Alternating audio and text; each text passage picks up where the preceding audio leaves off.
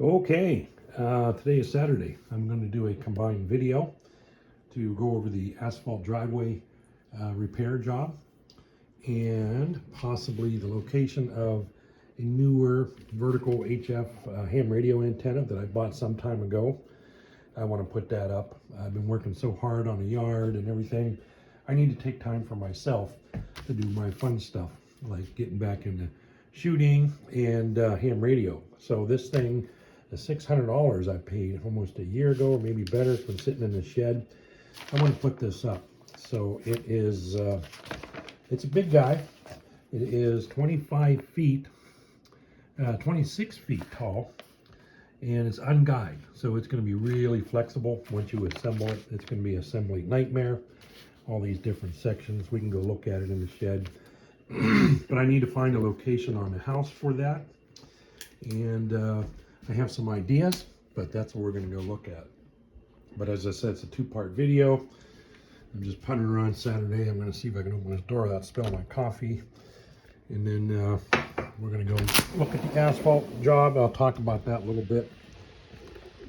Boy, it looks like it's heating up out here. I can do this without spilling anything. So let's go right out to the asphalt. 2 full days. 2 people worked on it, a guy and his wife. Cut out what appeared to be root damage and repatched it, and we negotiated some other patch areas, and then he put a slurry mix on some of the little divots and areas that really didn't need to be replaced. And then of course he seal coated it real nice. So anyway, let me set this coffee down here. Oh, I just love fresh coffee Saturday morning. So set this here and let's talk about this here. I am using the gyro stick, so you guys complain about my jerky videos, well, you can just go to, well, sorry, no, it's fine. So here's the front of the house. You leave the front of the house, walk out the sidewalk. You're presented with the driveway, kind of L shape out to the main road. The garage, of course. The garage has a nice cement apron, which is nice. All 4 sides of the house is a 24-inch eave, which with the rain here in the winter and fall in Seattle is great, because you can just hang out here, work on stuff. Anyway, so here is, well, 2 things. So there's a patch. Oh, look at that shade. That's messed up. Yeah, there's a shade band there, but there's a asphalt patch there that was put in by the electricians when they put my new service panel in. When I bought the house, I got a 200 amp service panel, which is right behind the meter, a breaker panel for those of you in Rio Linda. But there was no way, once I did all the drywall, there was no way to add additional circuits, which when I bought the house, I was anticipating all kinds of circuits being added. Welders, hot tubs, power the sheds, whatnot. So we come up with this idea to branch off of that 200 amp service and bring a 100 amp service. They have some aluminum 224 maybe that went under the ground. They ditch witched this here next to the sidewalk, but they had to cut a 12-inch swath across the asphalt, which it's going to be hard to see because you got this shadow, but it's actually right there. Anyway, I got somebody else to patch it. Actually, it was the natural gas people. I bribed them into patching that. But here's the area that the old man Frank, who had this house, you're not supposed to walk on this, but hell, I'm walking on it. He had this obviously replaced, and it's pretty smooth, pretty nice. One minor crack there. There's this drain thing that I'm somewhat concerned about. This drains out to the street. But anyway, it looks like they had cut it over here at some point and replaced it. So this is the main area that you would be having your cars and hanging out and walking and all that. And it's kind of okay, nice. There's no root damage, no major root damage. Some little stuff here in the drain. But yeah, I mean, over 50% of the driveway is still in good shape. There was an area that crumbled out here. This wasn't part of the original estimate. I negotiated that in to cut that out, and you can see the new asphalt. It's pretty grainy looking. I don't know if that's normal. I hear that when you get gravel, these guys, their stories kind of differ when you talk to them. Where they buy the asphalt, they say the quality changes every day. Sometimes it's good, sometimes it's bad. The second day I asked him if it was good or bad when he brought it in the trailer. He said, no, everything comes out of there is good. It's like, well, I don't know what's good, what's bad. But needless to say, that was all broken out. So he cut that with his saw, scraped it out with my tractor, and replaced that. Looks like there was a previous patch there. There was a previous patch here. So it's kind of patchwork. And this, I think, was part of the original stuff here. But then this area here was cracked out also along this edge. So I talked him into cutting that one out too. And what did he do? Oh, found this one here. This, I think, was from the trucks bringing dirt over the last 2 years, dirt and chips, these big dump trucks. I think he dropped a wheel over here, and I saw this crack develop one day. We just put too much weight on the edge of that. So he cut that out and patched that. Weird thing is, we don't know why that little tail is there. This part isn't even square to the house. If you go over here and you look, go turn around here, it's doesn't come straight. You'd think it would come straight right here, but instead it kind of curves over this way and comes out in this little tail here. But what I had before is I just had these wood chips just put over here and just kind of laid over top of that, and I think I'll do that again. So when the sun glistens off of it, a little darker area of the patch is pretty visible. This area had a pothole, and he just kind of made a slurry. He took this rubberized coating and mixed it with white sand and made a real thick paste and glided that on with a squeegee. These patches were here. We talked about that new patch. But this is the area I'm not real happy with. This is the new patch. We negotiated that in. This area here is kind of crumbled out. Let me get on the other side of this and you'll see what I'm talking about. Got something up here to do. So he cut in here and put the new patch, and then this is one big giant, I'm jumping around here. This is one big giant contiguous puzzle piece that he did for the, let's go up here instead, for the root, what we thought was root damage right here. Never found the roots. So he cut out all the way up to here and all the way across, which needed to be done. I don't know, I think to make it look better, maybe I would have had him just cut it across. I mean, it seems like you're going to go through the trouble to turn that concrete cutting saw and these angles. I would have just cut it all the way across, look a little better, but it's his gig. But this patch area is kind of okay, outside of the asphalt being a little grainier than I would like it. He laid it in here pretty thick. He got it all scraped out real good, raked out, tamped out. We never found the roots. Like I said, it was either one of these trees or something. We think maybe a rock got under one of the roots and kind of pushed up the gravel. We never really saw it. So he claims that we just took some gravel. He didn't even take any gravel out. We just kind of regraded it and recompacted it. And he said this will be good for another 40 years, this section. So, and that was originally the major concern. This was trip hazards. I mean, I'd walk over here, chunks were already missing. Your tip of your shoe would catch on that when you're walking, getting the mail or whatever, and trip, fall, bust your melon. So that part's addressed. This is existing stuff. You can see it's a little bit smoother. But anyway, we go down here on this patch piece. There was one big contiguous puzzle piece, a little sun reflection there. He cut over here and he cut there, and he went in and added this little area in like we negotiated, but this was almost just as crumbled out. This I don't understand. This, I mean, he just souped it up with his slop, his what do you call this, slurry agent or seal, which you can see it's kind of cracking already. It's not even dry yet and it's cracking. It seems like, yeah, you're already on this edge. Why didn't he just run that saw right over to there and make this one big continuous new apron part of that patch over to there? So that's the part I'm not real keen on. But guy, he was a nice guy. Him and his wife, they're kind of straight shooters, but you know, technically we didn't negotiate that. I think if he was a better businessman or whatever, I'd have pulled me aside and said, hey Steve, you know, we should really do this. Give me another $50, I'll put that together in there. But he didn't do it, and so I just have to live with little pet peeves, I guess. But like I said, it is a repair job, not a full-on replacement. replacement would have been 15 grand, basically 14.8 is all the estimates came in. Between 14 and $15,000 to do a full replacement. So it is what it is. I thought about cutting the driveway in somewhere else. Looks like I'm going to be faced with trees anywhere I go, unless I come in further down there, move the barn, maybe bring the driveway here, or do the do nothing approach. Just be happy with what I got, take a $10,000 savings and do something else with it.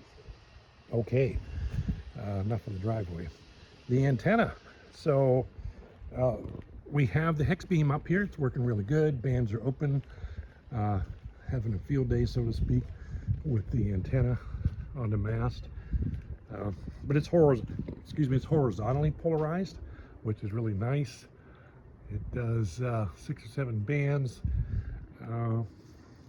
But in ham radio land, you always kind of want to have an antenna that's vertically polarized as well as horizontally polarized for different atmospheric conditions, different openings, different countries, that sort of stuff. So I bought this thing here. We're going to go in a messy shed, take a look at it. It is, 25 feet tall, 26 feet. It's still in a box. It's got a zillion pieces here to put, oh boy. I gotta put the door stop up here.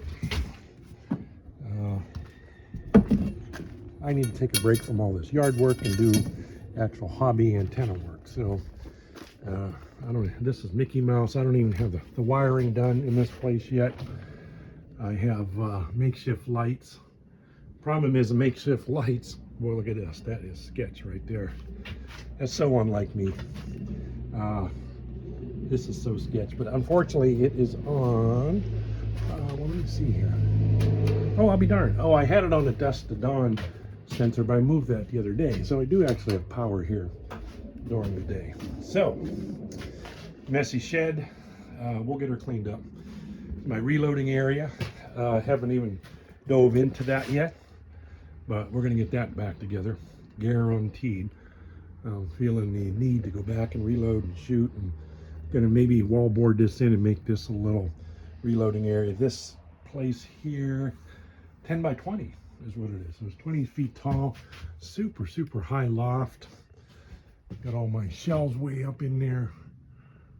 Anyway, this antenna, fragile, let's see, is right here. So all the pieces in there. I'm not going to spare you all the details, but there is a ton of stuff to put together. Different poles, big bag of hardware down there, matchbox, and so I set out to find a location on the house to put that on.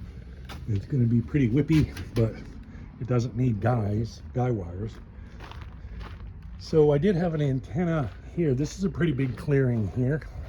This is the north side, and this is the east side of the property. And this is kind of a makeshift deal. I had one of these 16-foot VHF antennas with a piece of mast just stuck in the ground and attached to the house, and that's a pretty good clearing. So that antenna would work well there. Trees could kind of be in a way, but one thing about the lower frequencies, shortwave or HF, high frequency as they would call it for ham radio, they do pretty well through trees. The frequency is low enough. Here I tore down half the house, hit it with a stupid tractor, the rollover bar, wasn't paying attention, clipped that corner and pulled the new fascia board, split it right down the middle. Really bummed about that. I paid the roofer guys to replace all that, the painter guy painted underneath of that, and I go and prang that corner like that. Pissed me off. All because there was 2 cedar trees right here that I had cut down. They were half rotten. They weren't healthy. And I didn't dig the stump out yet. Stump was probably right in here. And I was navigating around here with a tractor, putting some of this topsoil down here on top of the drain field, which I'm not supposed to be doing. I'm going too fast. I was kind of cutting around over here, getting a little too close to that, and bang, I got it. So I stopped what I was doing, dug that son of a bitch out, and that's done. Anyway, I could put it here, but that's 25 feet, or probably hit the tree. So the goal is to get it in the clearing, the area that's most clear, but don't make it look so unsightly that it just wouldn't look appealing. So there's that idea. But I came up with this new idea this morning. This is the back side of the house. Tractor barn. This is dining room window. This is the new sliding door I put in Christmas time. Heat pump, a living family room, master bedroom up in here. And of course there's the hex beam and 50-foot tower in all of its glory. Another wire antenna there. But just like we saw on that corner on the eave over there, a pretty inconspicuous spot would be right on the end of this eave, right here. Well, look how that fascia board curved and the heat curled. Typically, you wouldn't want two ham radio antennas close to each other, especially when you're running 1500 watts. But if I did an AB switch, which I would have, neither one of these antennas would be connected to the same radio at the same time, which you definitely don't want to do. And they're reverse polarity. So this one is horizontally polarized, which means all the energy is going out horizontal on those wires. Whereas the vertical, much like this one here, which is a VHF 2 meter, is going out this way, vertically. So they're opposite polarized. So that would give you some isolation, so you wouldn't have so much signal induced into the other one. But like I said, if electrically disconnected, you'll be okay. So that would kind of cluster all my antennas in one area of the house, so it won't make the house a big porcupine. Another idea, actually I just thought of this right now, right this very second. So there's a rope here for a dipole. I was going to say maybe tag it at the back of this barn or this shed up 25 feet. Boy, that'll put it real close to that hex beam. Not such a good idea. And then I have distance to the ham radio room to concern with. This is low frequency, so you can go a little longer with the antenna feed line. But you want to be mindful of that. Which is the ham radio room is on the front side here, one of the bedrooms. I'm thinking right here would be okay. Anywhere here, I think that would be a good idea. It is still close to these trees a little bit, but this is a small tree. The big trees are back there. This will be somewhat, well, oh boy, I got to think about that. Because the deck is going to be out here. There is going to be a deck here. But I can actually move it in a little bit, so it's not right on the edge of the eave. I could tag it in right here someplace, or somewhere in the middle, and take it up 26 feet. I'm going to think about that. And then I could run the coax, or the feed line, either over there and down, or just down into the lay on the ground. It's not much further away from the ham radio room than the big beam and the tower. And I haven't even done a permit. Since I got it up and working, I was so thrilled and so burnt out with all this work, I didn't do anything as far as detail and cleaning up. So as I get older, I'm finding out this whole do nothing approach, sketch approach is somewhat rewarding. You know, it's like, man, I don't have a homeowners association, I don't have a job, I don't have anything to answer to. It's like, you know what, I'll get to it when I get to it. But it is a good feeling to get attention to detail and get things cleaned up. I am a attention to detail kind of guy, but I'm going to get it. I digress, but I'll come up with something more. Valerie gives me crap about this, and I don't blame her. These wires sag. This is my power to this shed, which is probably equally as sketch as the other one. Let's take a look. Oh, this one is on dusted on. Yeah, it's sketch. Yeah, bad wiring. Burn the place down. Anyway, if I put that antenna up there, 26 feet, it'll be behind that one, somewhat out of the way. The coax can come around here and go up into the ham radio room here, which is in this bedroom here. And my table's there, and I actually drilled a couple of holes. This is right below my little electronic workbench table in that room here. And I put a piece of 2-inch pipe. I need to foam that in, make that more permanent. But it worked great, a little hole saw.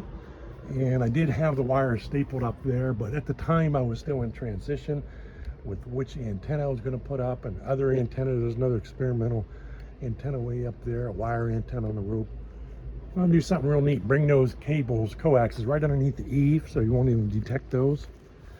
And either one will just drape back over to the tower, or come back down on the ground and go through a piece of gray 2-inch PVC and up.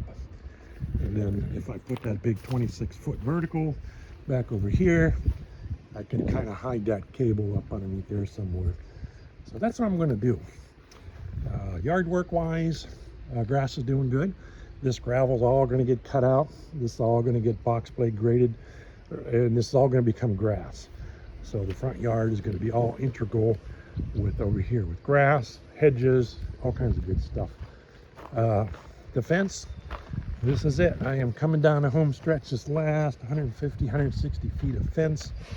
And when I'm done with this, I'm going to take a week off here and play with that antenna and do fun stuff instead of hard work, you know. So driveway again, I'm still obsessing about it, but it's still pretty new. Good from far, far from good. I'll have to live with it. New fence out there I did, existing fence, I'm trying to get it to match. I tried to negotiate with this lady to let me take her chain link fence out. She wouldn't do it, so I have to step out about a foot, which is what I did here. Let's see here. Yeah, so I stepped out there. I got all the posts cemented in, and I'm in the process of putting the stringers in. I need to cover some of the cement up. I did that one. This one I need to move the dirt over, fill that one in, fill that one in.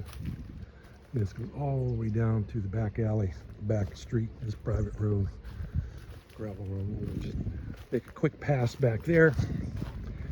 And this part stays nice and shady back here with all these trees. We don't get any sun. And kind of trying to make this a whole little park with some benches, picnic tables, maybe put a little charcoal grill here, and just escape. But you got this to deal, unsightly mess in this neighbor's yard. So this fence is going to fix that, even though it steps out a foot, but it's going to be nice. We get privacy all the way back to meet the other fence, and this would be finally the end of all four corners, 900 some odd feet of fencing.